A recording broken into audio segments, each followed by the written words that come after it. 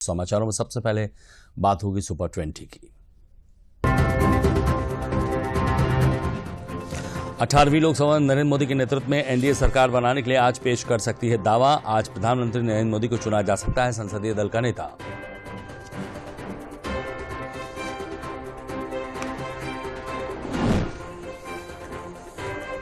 आज संसदीय दल की बैठक संसद भवन के परिसर के पुराने कक्ष में होगी। भाजपा के सांसद, प्रदेश के मुख्यमंत्री, उप मुख्यमंत्री समेत एनडीए के सांसद और नेता रहेंगे उपस्थित।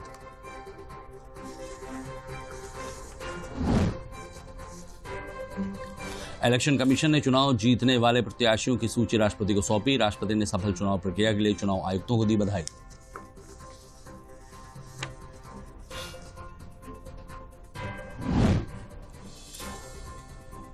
मुख्यमंत्री योगी आदित्यनाथ ने अधिकारियों को विभागों के खाली पद जल्द भरने के लिए निर्देश दिए।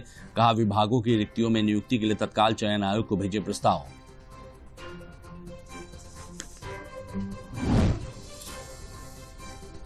मुख्यमंत्री योगी आदित्यनाथ ने कहा कि शैक्षिक कैलेंडर तैयार करते समय मौसम का रखें ध्यान। शैक्षिक संस्थानों में 10 मई के बाद परीक्षाओं के आयोजन में किया जाए परहेज।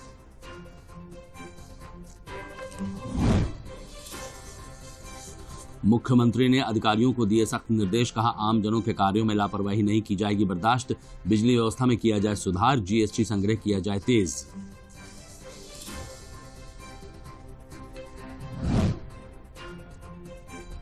बाबा विश्वनाथ की नगरी को पर्यटन नगरी बनाने के साथ विकास के नए मापदंडों पर खरा उतारने का प्रयास भी वोटों में नहीं तब्दील कर पाए भाजपा के स्थानीय नेता और कार्यकर्ता।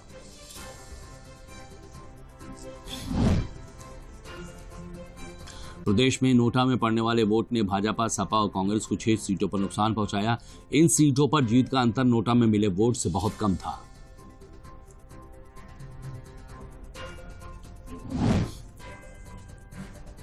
प्रदेश में जिन लोकसभा सीटों पर नोटा का प्रभाव अधिक था, वहां लोकसभा चुनाव में 681 प्रत्याशियों की जमानत जब्त हो गई है।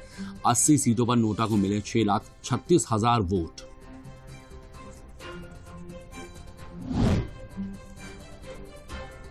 बसपा ने इस चुनाव में सबसे खराब प्रदर्शन किया है। पार्टी के 79 प्रत्याशी चुनाव मैदान में थे, जिनमें 69 प्रत्याशियों को जमानत जब्त हो गई है। नगीना में सपा प्रत्याशी की जमानत जब्त हुई है।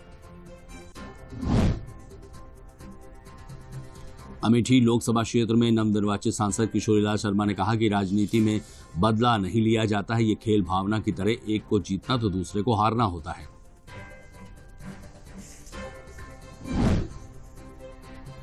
राहुल गांधी का वायनाड लोकसभा सीट छोड़ने को लेकर परिवार और पार्टी में लगभग बनी सहमति। उत्तर प्रदेश की रायबरेली सीट से सांसद बने रहेंगे राहुल गांधी।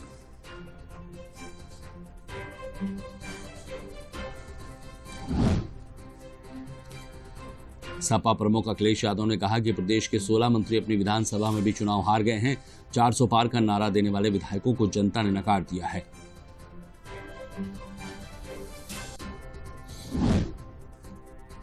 सपा के राष्ट्रीय अध्यक्ष अखिलेश यादव ने सपा के खिलाफ बगावत करने वाले विधायकों की वापसी के रास्ते लगभग किए बंद।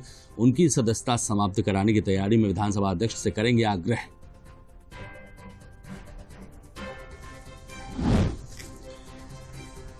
भाजपा के सांसदों और मंत्रियों ने हार का ठीकरा पार्टी में भीतरघात करने वालों पर फोड़ा। इससे पहले भी उन लोगों ने पार्टी फोरम पर शिकायत की थी। कहीं विधायकों और कहीं संगठन में किया भीतरघात।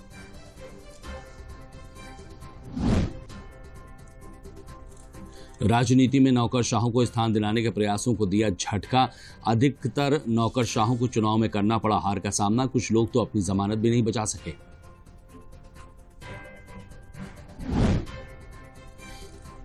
सुल्तानपुर रोड पर अर्जुनगंज से इमामों के बीच सड़क चौड़ीकरण के लिए पीडब्ल्यूडी अगले सप्ताह से अवैध निर्माण के खिलाफ करेगा ध्वस्तीकरण की कार्रवाई। आज कराई जाएगी मुनादी।